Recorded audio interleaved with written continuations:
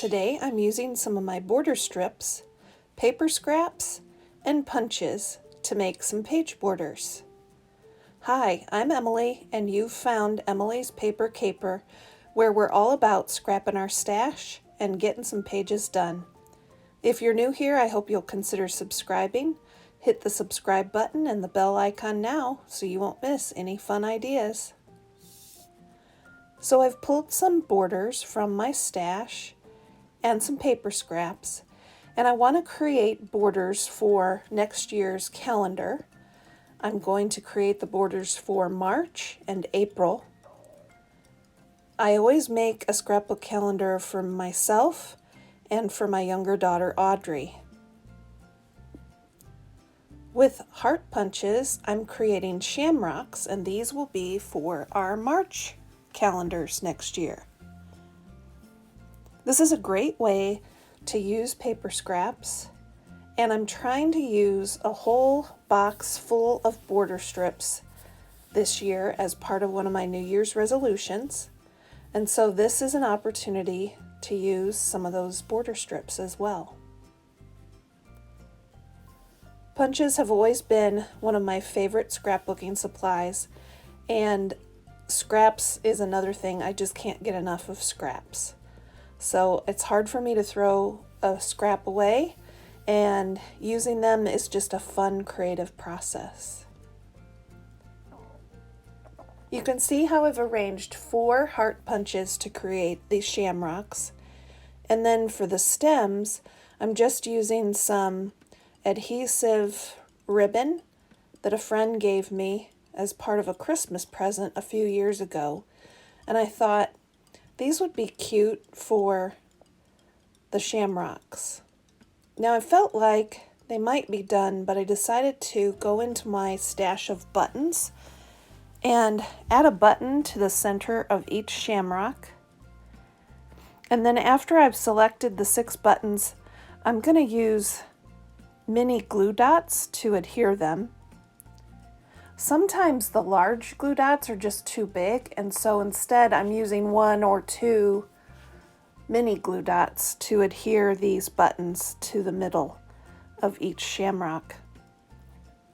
Stickles are a favorite embellishment of mine, and I decided that while the shamrocks looked cute the way they were, I wanted to kind of make them a little more festive, and some Stickles glitter glue just seemed to be the right touch to add. I'm using Peacock is the name of the color, and I think it's very pretty.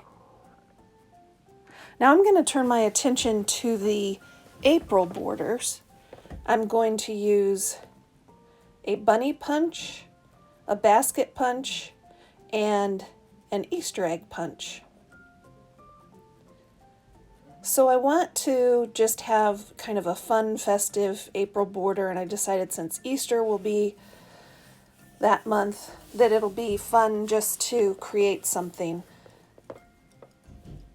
I want the bunnies to kind of look like they're hopping across the border, and then I'll turn my attention to the basket soon, and you'll see that I just punch a number of different colors Easter eggs from scraps, and I plan to fill the basket with these little egg punch outs.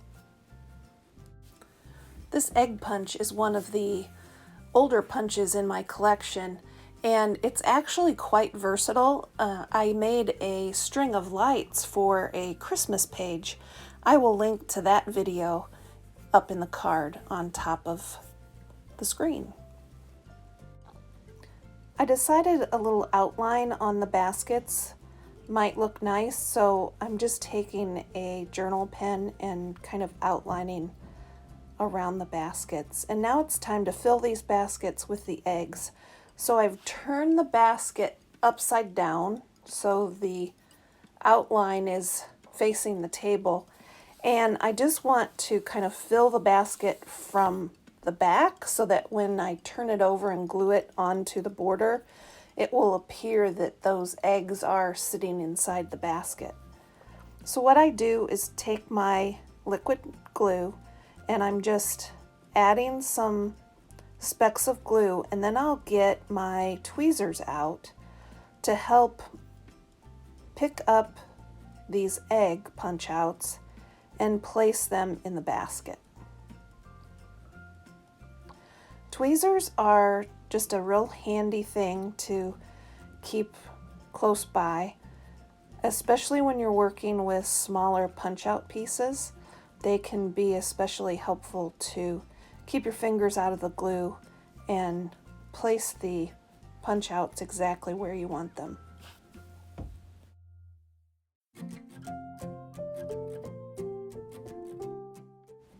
Now that I have those baskets filled, I'm going to turn them over, and you'll be able to see how assembling them in this way makes it look like that basket is actually carrying those egg punch outs. Very cute, right? After adding a few more egg punch outs to the border outside of the basket, it's time to get some glue dots down, or liquid glue dots down, for adding the bunnies. And they are just gonna hop right across these borders.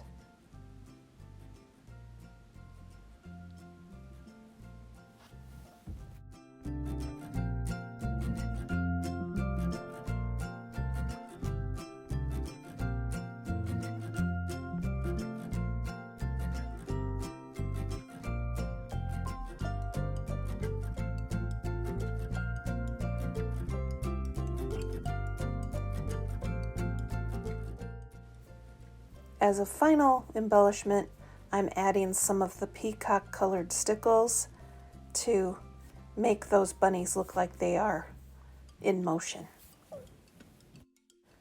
I always make sure that stickles are the last thing I add to a project because they do take a couple hours to dry. In this case, I just let them dry overnight, and then I took some finished photos of the borders to share with you now that everything's dry. I hope you enjoyed seeing these border ideas, and maybe you even feel now like you want to get out your punches and paper scraps and create some borders for your pages. Until next time, keep on scrapping, everybody. Thanks for watching.